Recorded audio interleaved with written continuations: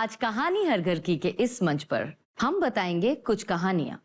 ये कहानियां हैं उन साधारण लोगों की जिन्होंने असाधारण कहानियां लिख दी हैं। और मेरे साथ जुड़ेंगे एक ऐसी खास पर्सनालिटी जो कभी वहीं खड़े थे जहां आज करोड़ों लोग अपना सपना लिए खड़े हैं, जिन्होंने ये बताया कि संघर्ष की शाम लंबी जरूर हो सकती है, लेकिन जीत की सुबह सब कुछ ठीक कर देती है।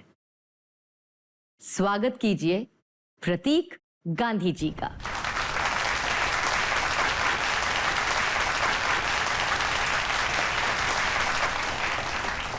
आपका बहुत बहुत स्वागत है प्रतीक जी हमारे घर पे।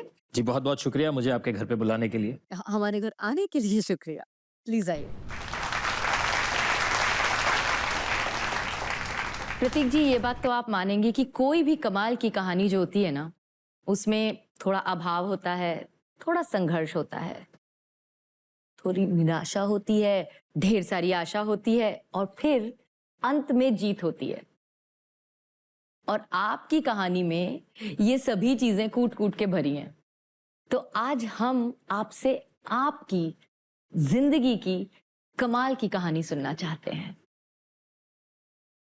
मैं सूरत से हूँ, गुजरात में एक शहर है सूरत। मैंने स्टेज पे पहली बार परफॉर्म किया था जब मैं चौथी कक्षा में था सूरत में। और तब मुझे लगा बहुत ही कमाल का एक मैजिक है इसमें, कि जो चीज सिर्फ मेरे दिमाग में थी, जो मुझे लगता था कि यहां लोगों को मजा आएगा, वहीं उन्होंने ताली बजाई। मुझे लगा था कि हाँ ये चीज में वो हंसेंगे, वहीं उन्होंने लाफ्टर दिया। मतलब आपका कनेक्शन बैठा हुआ हाँ था। तो मुझे पता नहीं चला, मैं तो बहुत छोटा था, चौथी कक्षा में था। मुझे लगा ये कैसा मैजिक है कि मैंने किसी को बताया नहीं, फिर भी उनको पता चला कि यहीं पर हंसना है, यहीं पर ताली बजानी है। उसके बाद जहां तक मुझे याद है, ऐसा एक भी मौका नहीं छोड़ा मैंने जब मुझे स्टेज पे जाने मिला। एक्टर बनने का सपना वो जब पनपने लगा, तब मुझे लगता है मैं इंजीनियरिंग भी कर रहा था साथ साथ में, और थिएटर भी करता था। तो मुझे लगा कि ये दोनों फील्ड में अगर एक साथ काम करना है तो मुझे मुंबई जाना पड़ेगा और मैं वहीं से काम कर पाऊंगा। जब मैं नया नया मुंबई आया, ऑडिशन देने जाता था, तो टीवी में बहुत सारे सीरियल्स आते थे तब नए नए। तो मुझे लगता था कि हर महीने एक नया सीरियल बन रहा है, तो कहीं ना कहीं तो काम मिल ही जाएगा। पर जितनी बार ऑडिशन दिया, टीवी में आउटराइट रिजेक्ट हो गया। मैं एक भी ऑडिशन में पास नहीं कर पाया। धीरे धीरे धीरे धीरे समझ में आया कि शायद वो लोग जो चाहते थे वो कुछ और ही चाहते थे, और मैं जो चाहता था वो कुछ और था। पर मुझे वो चैलेंज लेने में बहुत मजा इसलिए आया कि मैंने ना ये पूरी जिम्मेदारी खुद पे ले ली कि अगर मुझे इसको चेंज करना है, लोगों की नजर में भी चेंज करना है, तो मुझे ही काम करना पड़ेगा।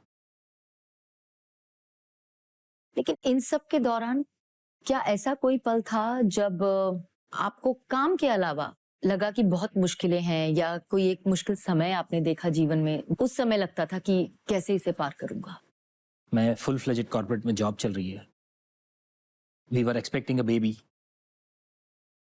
छोटे से वन रूम किचन में पार्ला ईस्ट में मैं मेरी पत्नी, मेरा भाई, छोटा भाई और मम्मी डैडी, हम पांचों लोग रहते थे।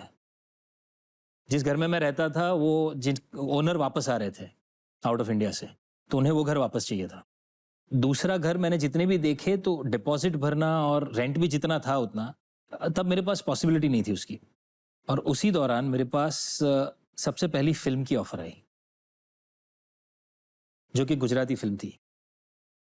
और एक समय ऐसा आया जब घर मैंने दे दिया, ऑफिस से घर तुरंत मिला नहीं, और मैं दूसरे घर का इंतजाम कर नहीं पाया, और पूरा हाउस डिसमेंटल करना पड़ा। मैं 2 बैग में अपने कपड़ों के साथ,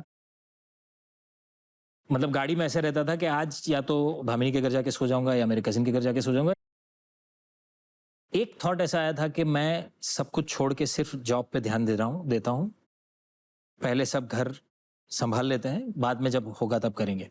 पर पता नहीं क्या था, मुझे अंदर से ये लग रहा था कि नहीं, मैं सब करना चाहता हूं। और इसका बहुत बड़ा श्रेय मेरी पत्नी को देता हूं मैं। अगर उसने हिम्मत नहीं दी होती तो मैं नहीं कर पाता।